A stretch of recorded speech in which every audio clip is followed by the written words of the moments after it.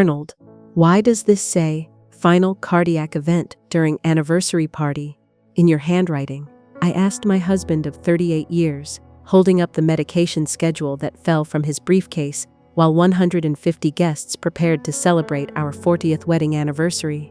My chest constricted like someone had injected ice directly into my veins. The same hands that had protected thousands of patients from dangerous drug interactions for 35 years began trembling so violently I nearly dropped the handwritten plan that was destroying my entire understanding of marriage. Around me, the hotel ballroom buzzed with celebration preparation. Former pharmaceutical colleagues, extended family, medical professionals, all gathered for what I now realized was supposed to be my final public appearance. Arnold's face went white as he stared at the paper in my hands. "Josie, sweetheart, you're getting confused again. That's just medical notes from your doctor." Medical notes. Except I could read medical terminology better than most doctors, and this wasn't a treatment plan, it was a murder schedule. My name is Josephine Whitman. I'm 66 years old, and this is the story of how I discovered my husband Arnold and my niece Bernice had been systematically deceiving me while I funded their lies. They thought my trust in family made me blind, that my age made me vulnerable, that my love for them made me an easy target. But what they didn't know was that the same pharmaceutical expertise that had protected patients for 35 years was about to expose their coordinated betrayal and help me reclaim my independence in ways they never saw coming. If this situation resonates with your soul, hit subscribe and let me know in the comments where you're tuning in from.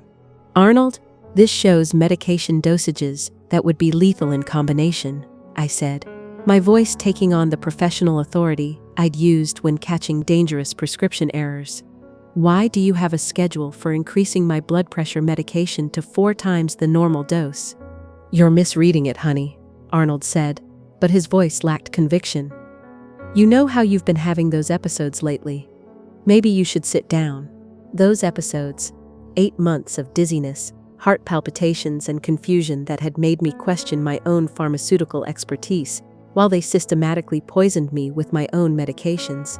Aunt Josie, you look upset, my niece Bernice said, approaching with that concerned smile I'd mistaken for loving family care.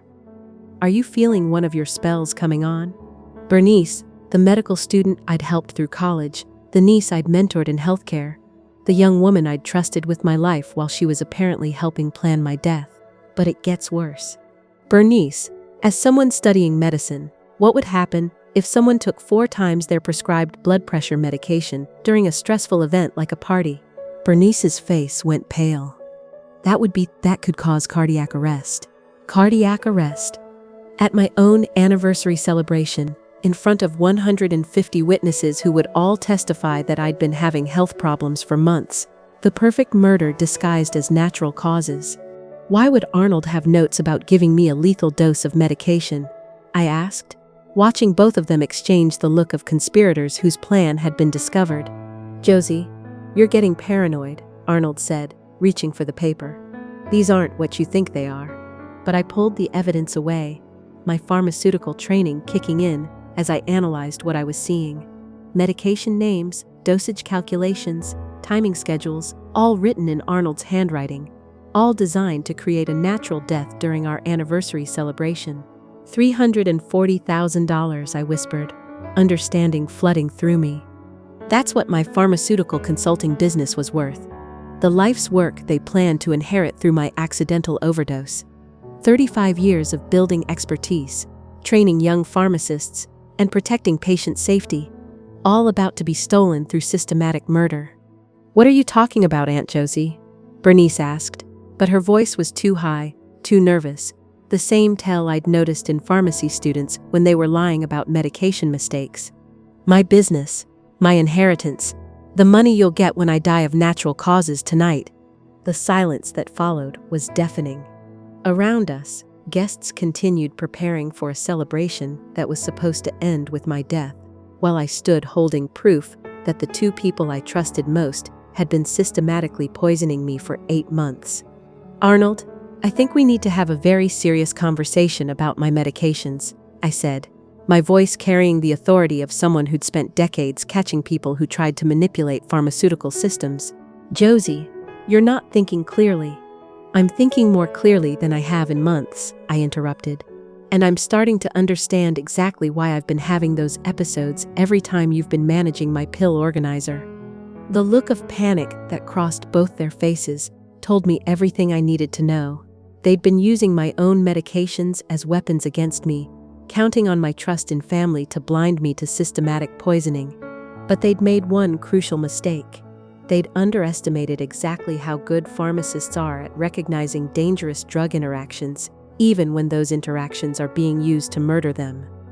The next morning, I sat in my home office surrounded by 8 months of medical records, pill organizers, and symptom journals that were revealing themselves as evidence of systematic attempted murder.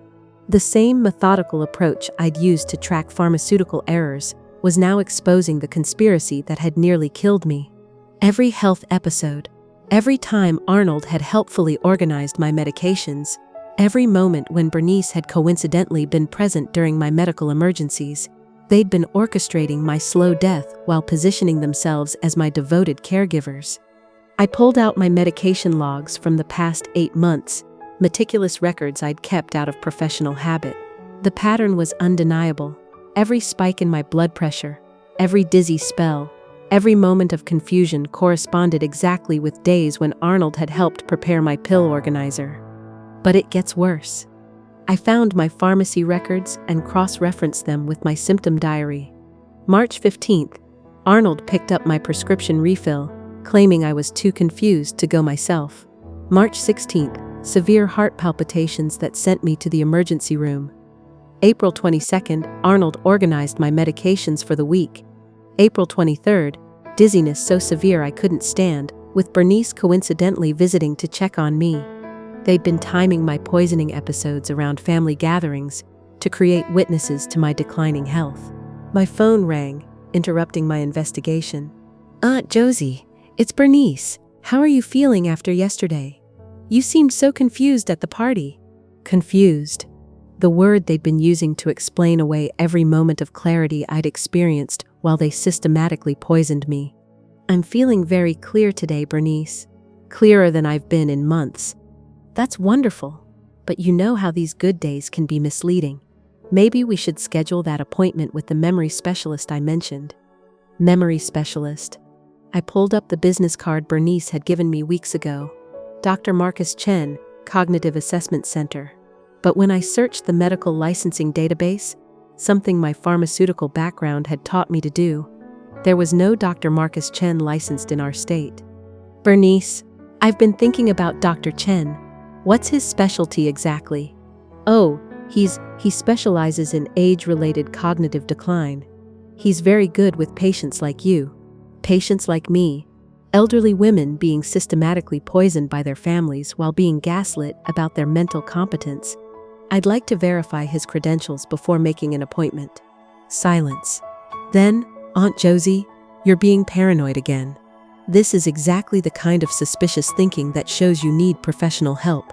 After I hung up, I called my former colleague Janet, who'd worked with me at the hospital pharmacy for 20 years. "Janet, I need a favor. Can you help me analyze some medication interactions?" "Of course, Josie. What's going on?" "I think someone has been systematically poisoning me with my own prescription medications." The silence stretched long enough that I wondered if the call had dropped. "Josie, that's a serious accusation. Do you have evidence?" 8 months of symptom logs that correlate perfectly with medication tampering. "I need toxicological analysis to prove systematic overdosing." "Bring everything to the lab tomorrow. If someone's been poisoning you, we'll find proof." But as I organized my evidence, I realized the scope of their betrayal went even deeper.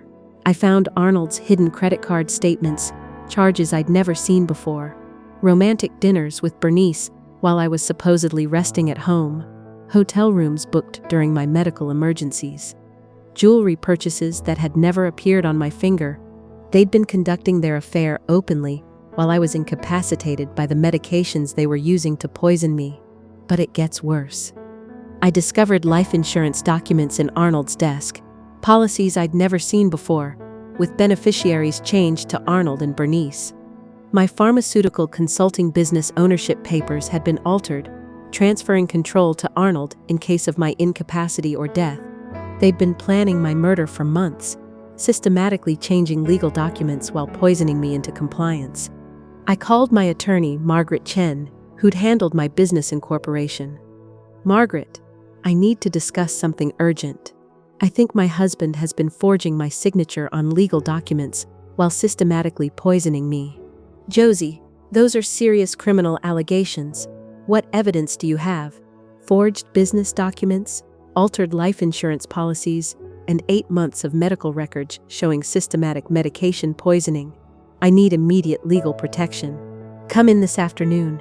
Bring everything." That evening, Arnold came home with his usual concerned expression. "How was your day, sweetheart? You weren't going through those old papers again, were you?" Old papers. The evidence of his systematic attempt to murder me for my inheritance. "Actually, I had a very productive day.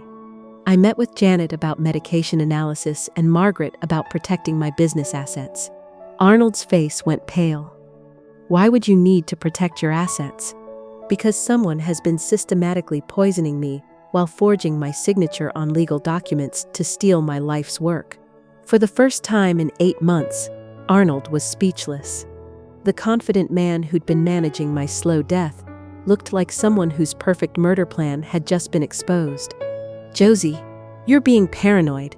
"Arnold, I have 8 months of evidence showing systematic medication tampering, forged legal documents, and a fake doctor that Bernice tried to send me to. The only person being paranoid here is you, paranoid about getting caught." The transformation in his demeanor was immediate and telling. Gone was the patient, concerned husband dealing with his wife's health problems. In his place stood a man who'd been caught attempting murder.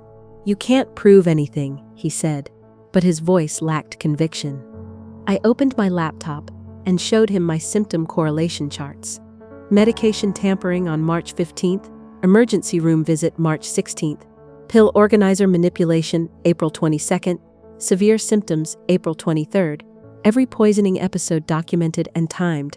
Arnold stared at the evidence of his systematic murder attempt, watching his crimes laid out with the same pharmaceutical precision I'd used to catch medication errors for 35 years. They'd underestimated exactly who they were trying to kill. That afternoon at the hospital toxicology lab, Janet spread my medication samples across the testing bench under the same analytical equipment we'd used countless times to catch pharmaceutical errors. But this time, the victim of medication manipulation was sitting right beside her. "Josie, these results are horrifying," Janet said, her voice tight with professional disgust. "Your blood pressure medication has been contaminated with additional compounds that would create dangerous interactions. Someone has been systematically overdosing you for months." I leaned forward, studying the lab results with the same analytical eye that had built my reputation. "What kind of overdose levels are we talking about?" 3 to 4 times therapeutic dose, combined with compounds that would amplify cardiac stress. We're looking at systematic attempted murder through pharmaceutical manipulation. Attempted murder. The words hit like a physical blow, but they also brought devastating clarity.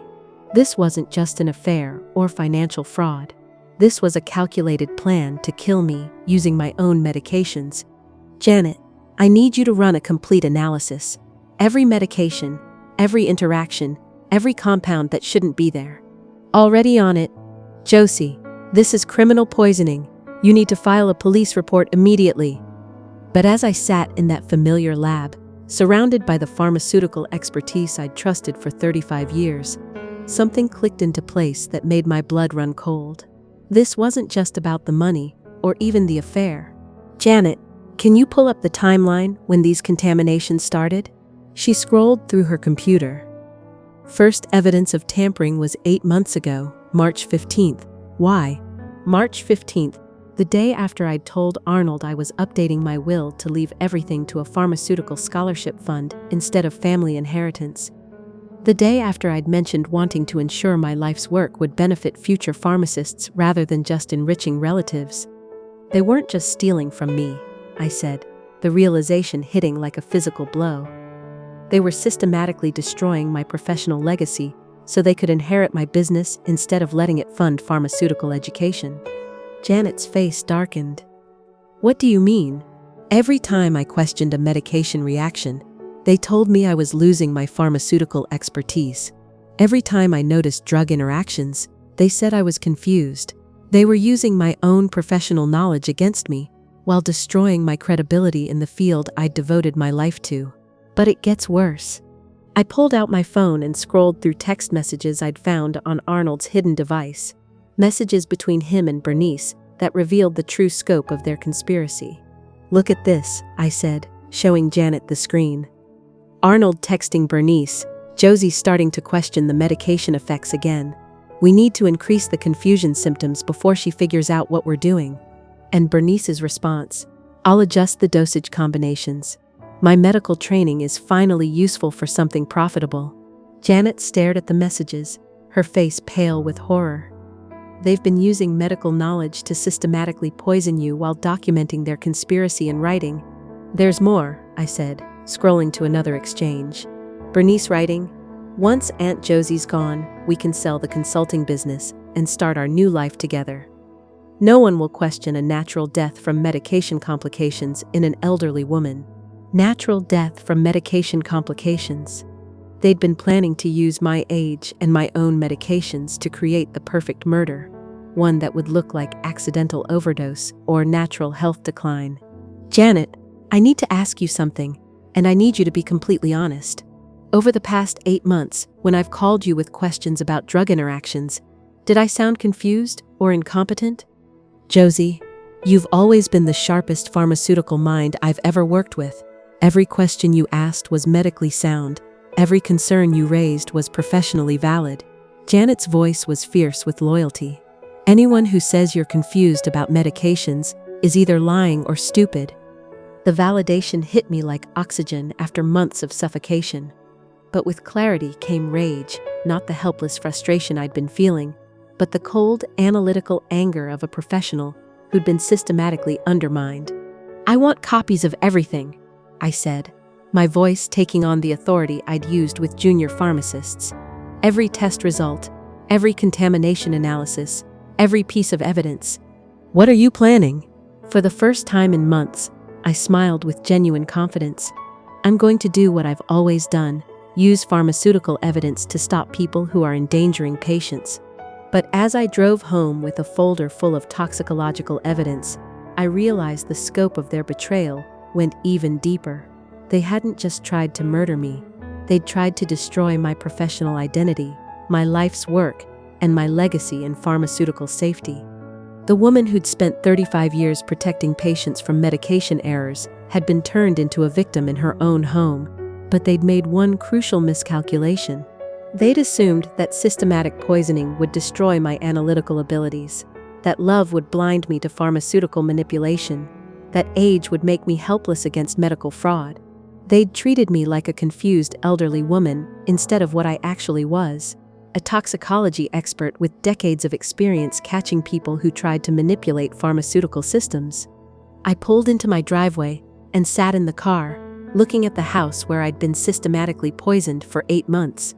But for the first time since this nightmare began, I wasn't the confused, doubting woman they'd tried to create. I was Josephine Whitman, former hospital pharmacist and pharmaceutical consultant. I'd caught medication errors, exposed drug interactions, and protected thousands of patients from pharmaceutical harm. I'd built a consulting business worth hundreds of thousands of dollars through expertise and integrity. And now I was going to use every skill I'd ever learned to protect myself from the people who'd tried to murder me. They thought they were poisoning a helpless old woman. They were about to discover they'd been trying to kill someone who'd made a career of catching pharmaceutical criminals. The investigation was about to become a prosecution. The next morning, I did what I'd done for 35 years as a pharmacist. I built a comprehensive case based on irrefutable evidence. But instead of protecting patients from medication errors, I was gathering proof to prosecute the people who'd tried to murder me with pharmaceutical precision. My dining room became a forensic command center. Toxicology reports organized by date, forged legal documents sorted by type, phone records showing coordination between Arnold and Bernice. The same methodical approach that had made me a respected pharmaceutical consultant was now focused on delivering justice for systematic attempted murder. But I had advantages Arnold and Bernice didn't know about. "Margaret, it's Josephine. I need to discuss something critical before we proceed with the criminal case." "Of course, what is it?" "My pharmaceutical consulting business has assets they don't know about. I've been maintaining separate accounts for research and development that Arnold has never seen. Over $400,000 in business assets that he can't access or manipulate." The silence told me Margaret understood the implications immediately. "Josephine, that changes everything. You have independent resources they can't steal, plus a business infrastructure they can't destroy." Independent resources. For the first time in 8 months of systematic poisoning, I had financial power that Arnold couldn't touch, couldn't redirect to fund his affair, couldn't use to pay for my own murder. "There's more, Margaret. I've been documenting everything for 8 months without realizing it. Every medication reaction, every symptom, every conversation. I have a complete evidence trail of their systematic poisoning conspiracy." "So you have proof of the attempted murder?" "I have toxicological evidence, forged documents, recorded conversations, and written confessions in their own text messages. This isn't just attempted murder, it's conspiracy with premeditation and documented intent." But it gets worse for them. I called Detective Morrison, who'd handled pharmaceutical crimes in our county for years. "Detective, this is Josephine Whitman. I need to report systematic attempted murder through pharmaceutical poisoning." "Mrs. Whitman, I remember you from the hospital. What's the situation?" "My husband and niece have been systematically poisoning me for 8 months, using my own prescription medications while conducting an affair, planning to inherit my pharmaceutical consulting business through my murder, disguised as natural health decline." "Jesus, Josephine, how much evidence do you have?" "Complete toxicological analysis showing systematic medication tampering, forged legal documents transferring my business assets, and text messages between the conspirators documenting their murder plan and affair." "Can you come in this afternoon? Bring everything." That afternoon, I drove to my pharmaceutical consulting office, the business Arnold thought he'd inherit through my death. What he didn't know was that I'd been maintaining this office and its resources throughout my supposed health decline. "Dr. Patterson, it's wonderful to see you," my research assistant Linda said. "How are you feeling? Arnold mentioned you'd been having health problems." "I'm feeling much better now that I understand what was causing my symptoms," I replied, settling into my office chair. "Linda, I need you to help me with a very important pharmaceutical analysis." "Of course. What kind of analysis?" "Systematic medication poisoning. I need to document every compound, every interaction, every method used to create a slow-acting murder through pharmaceutical manipulation." Linda's face went pale. "Dr. Whitman, are you saying someone has been poisoning you?" "I'm saying my husband and niece have been using my own medications to systematically attempt murder while planning to steal my life's work. But my most powerful weapon wasn't just evidence, it was my professional network." I called Dr. Sarah Chen, the toxicologist who'd worked with me on pharmaceutical safety protocols for years. "Sarah, I need an expert consultation on systematic medication poisoning." "Josephine, what's happened?" "I've been the victim of an 8-month pharmaceutical murder conspiracy. I need expert testimony that will hold up in criminal court." "Send me everything. If someone's been using medications to try to kill you, I'll provide whatever testimony you need." I called my former supervisor at the hospital, Dr. Robert Martinez. "Robert, I need to discuss pharmaceutical crime consultation." "Josephine, you're one of the most respected pharmacists I've ever worked with. What do you need?" "I need character testimony that my pharmaceutical expertise hasn't declined with age, and expert validation that the medication tampering I've discovered represents systematic attempted murder." "You have it. Anyone who questions your pharmaceutical competence is either ignorant or lying." That evening, I sat in my home office, the same office where I'd first discovered Arnold's murder schedule, and felt something I hadn't experienced in 8 months, complete control over my own life and safety. Arnold came home at his usual time, carrying the same briefcase that had contained my planned murder schedule. "How was your day, sweetheart?" he asked, but his voice lacked the confident condescension he'd been using for months. "Very productive," I replied, looking up from the criminal evidence files I was organizing. I met with Detective Morrison about attempted murder charges, consulted with toxicologists about pharmaceutical poisoning, and secured expert testimony from my professional colleagues. Arnold's face went ashen. Attempted murder? Systematic pharmaceutical poisoning with intent to kill, conspiracy to commit murder, and fraud to steal my business assets. Detective Morrison was very interested in the toxicological evidence and your text messages with Bernice.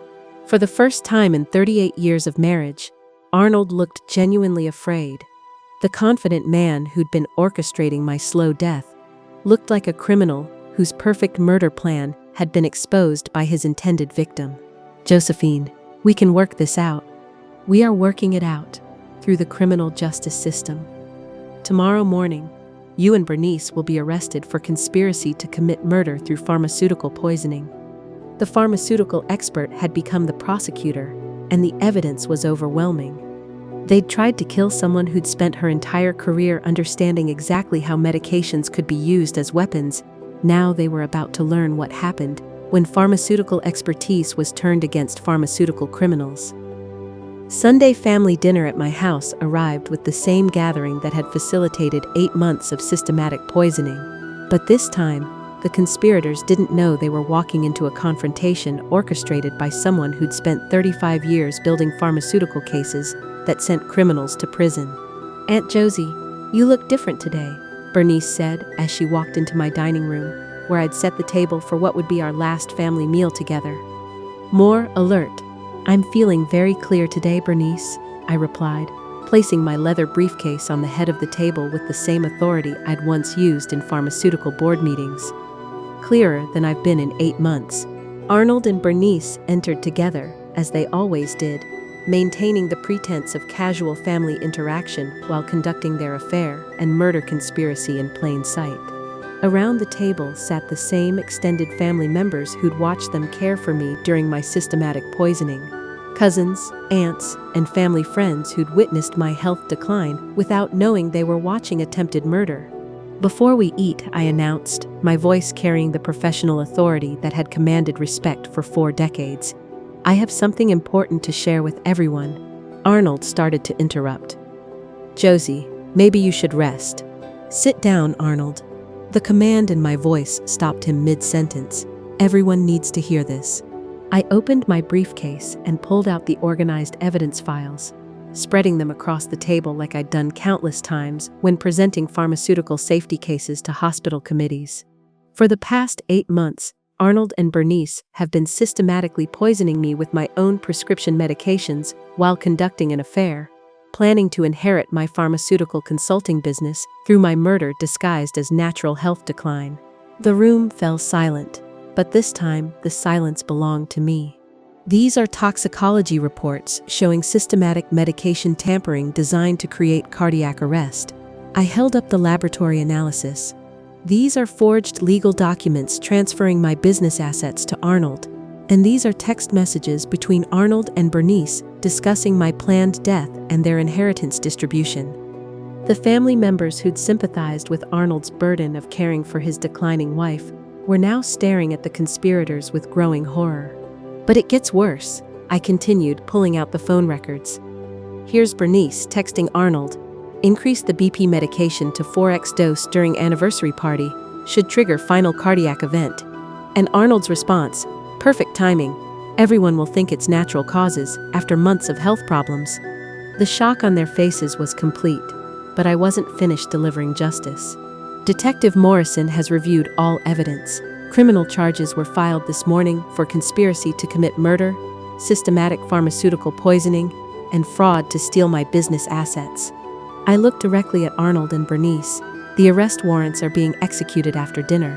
But the most devastating moment came when I addressed the entire table.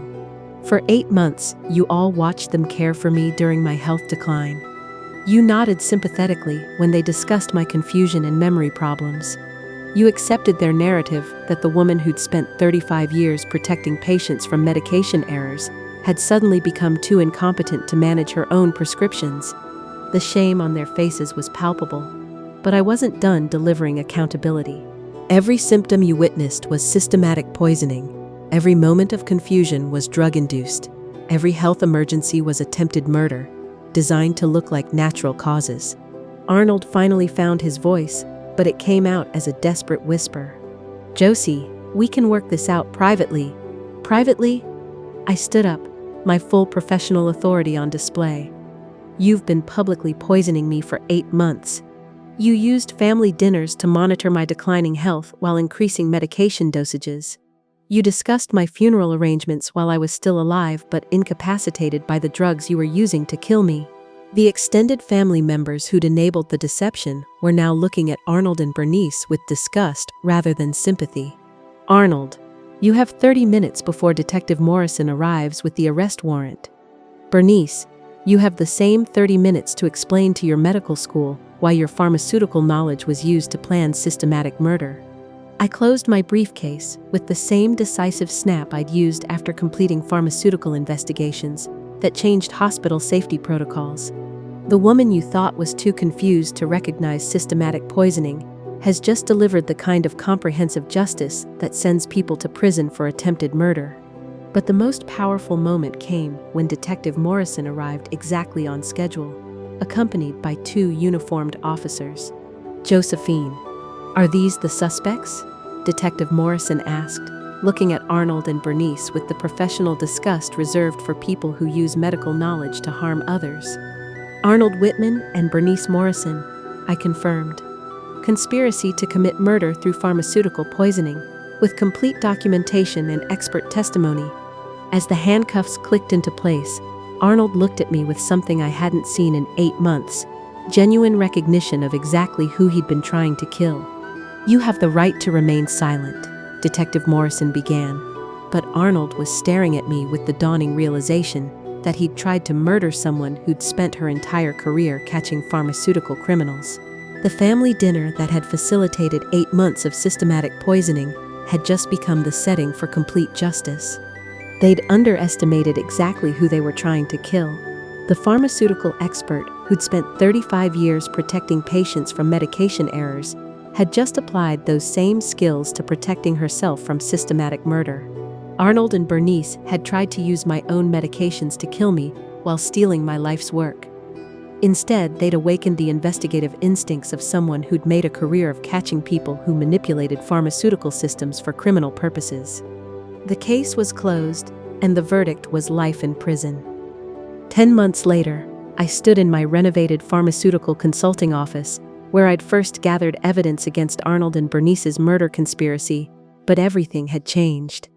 The woman who'd once apologized for questioning her own medication reactions was gone, replaced by someone who'd reclaimed not just her life, but her entire professional legacy.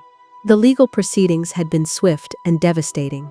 Arnold pled guilty to attempted murder and received 25 years in prison plus full restitution. Bernice was expelled from medical school and sentenced to 15 years for conspiracy to commit murder through pharmaceutical poisoning. But more importantly, the entire medical community now understood exactly what had been done to Josephine Whitman. "Dr. Whitman, it's Detective Morrison," came the familiar voice on my phone. "I wanted to let you know the final restitution payment came through, $400,000 in business damages, plus $200,000 in medical expenses and legal fees. Your case is officially closed. $600,000, not just recovery, but justice with compound interest for systematic attempted murder." Detective, this case has become the gold standard for pharmaceutical poisoning investigation, hasn't it? "Ma'am, in 25 years of criminal investigation, I've never seen a victim build such a comprehensive case against systematic murder. The FBI is using your documentation methods to train investigators in pharmaceutical crimes nationwide." After I hung up, I sat at my desk, the same desk where I'd analyzed toxicology reports that saved my life. But now it held something different: correspondence from the National Institute of Health. requesting my consultation on developing protocols for detecting systematic pharmaceutical abuse in elderly patients. The doorbell rang, and I opened it to find my former colleague Janet holding a bottle of champagne and a folder of documents. "Josie, I heard about the final settlement and the NIH consultation offer. How does it feel to be the most respected pharmaceutical crime expert in the country?" "Like I'm finally using my expertise where it matters most," I said, and meant it completely. For 35 years, I protected patients from medication errors. Now, I'm protecting patients from medication murder. Janet smiled. The American Pharmaceutical Association called. They want to establish the Josephine Whitman Award for Pharmaceutical Safety and Crime Detection. Your case has changed how the entire industry approaches elder abuse through medication manipulation. The Josephine Whitman Award. Using the systematic poisoning I'd survived to create recognition for others who protected patients from pharmaceutical crimes. The idea sent energy through me that I hadn't felt since my hospital days. "Tell them yes," I said without hesitation. "If my experience can prevent other families from using medical knowledge to commit murder, then something meaningful will come from those 8 months of systematic poisoning." That evening, my neighbor Dorothy came to visit, something that happened regularly now that the truth about my health decline was public knowledge. She sat in my living room, which no longer displayed family photos of people who tried to murder me. "Josie, my daughter asked me something interesting yesterday. She wanted to know how you figured out such a sophisticated murder plot when even doctors were fooled by your symptoms." I considered the question carefully. I stopped making excuses for medication reactions that didn't match my pharmaceutical knowledge and started trusting my professional instincts. 35 years of toxicology training taught me to recognize when drug interactions were intentional rather than accidental. Dorothy nodded thoughtfully. "My friend Eleanor's been having similar unexplained medication reactions. Her son-in-law is a pharmacy technician. Would you be willing to talk to her?" "Of course." "And Dorothy? Tell her to document everything. Every medication change, every symptom, every person who has access to her prescriptions. Evidence saves lives, and patterns reveal murder." The transformation wasn't just professional, it was deeply personal. The woman who'd once questioned her own pharmaceutical expertise now spoke with unqualified authority about medication safety and criminal detection. My attorney Margaret Chen stopped by later that week. "Josie, I have to ask, how did you maintain such detailed medical records throughout the poisoning? Most victims don't have nearly this level of documentation." 40 years of pharmaceutical training taught me to document everything. But more than that, I learned to trust my professional instincts when medication reactions didn't make sense, even when everyone else was telling me I was confused about my own expertise. Margaret smiled. "The State Bar Association wants you to speak at their elder law conference. Your case has changed how attorneys approach pharmaceutical abuse cases involving family members." The ripple effects continued expanding. The National Center on Elder Abuse invited me to develop training programs on recognizing medication manipulation. 3 medical schools requested permission to use my case in their toxicology and forensic medicine curricula. The American Association of Poison Control Centers asked me to consult on detection protocols for systematic pharmaceutical poisoning. But the most meaningful transformation was internal. The voice that had been systematically silenced through medication manipulation was now stronger than ever.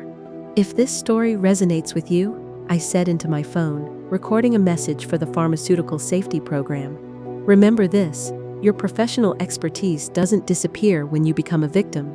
Your ability to analyze medication interactions doesn't diminish when someone tries to use those interactions against you. Your right to pharmaceutical safety doesn't expire when family members gain access to your medications." I paused, thinking about the woman I'd been 10 months ago, questioning her own pharmaceutical knowledge while being systematically poisoned by people she trusted. I spent 35 years protecting patients from medication errors and dangerous drug interactions. I had to learn to apply those same protective instincts to myself when my own family became the threat. The people who truly care about your health don't manipulate your medications. They don't use your trust in family as a weapon against your safety. Real love validates your professional knowledge and protects your well-being. The recording would be used in training sessions worldwide, helping other medical professionals recognize when pharmaceutical knowledge was being weaponized against patients. As I hung up the phone, I realized the most profound change wasn't in my circumstances, it was in my voice.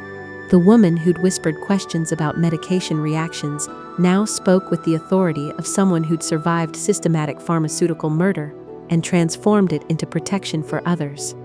Arnold and Bernice had tried to steal my life, my business, and my professional legacy through systematic poisoning.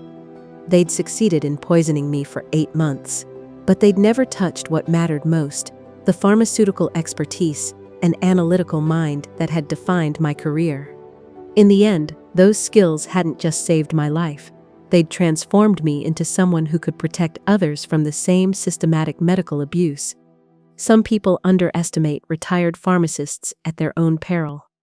We've spent decades learning exactly how to detect when medications are being used as weapons.